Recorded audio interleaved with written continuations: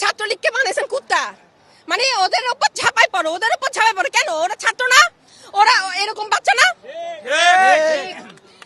এরা যেমন ছাত্র ওরাও ছাত্র, কিন্তু ওদেরকে আপনি ব্রেন ওয়াশ করছেন যে মারতে হবে, অপর দলকে নিঃশেষ করতে হবে। কেন?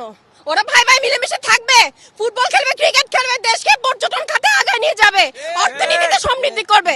আপনাকে কে বলছে এসব ছাত্রলীগ, অমুক লীগ, তমুক লীগ মানে বাচ্চাদেরকে ঝগড়ায় মেতে তুলতে? আমাদের বড়দের কাজ কি? ঝগড়া থামানো। আর আপনারা রাজাকার রাজাকার বলে ঝগড়া বাঁধিয়ে দিয়েছেন। শব্দ উচ্চারণ করতে পারলে ভালো মতো শব্দ উচ্চারণ করবেন।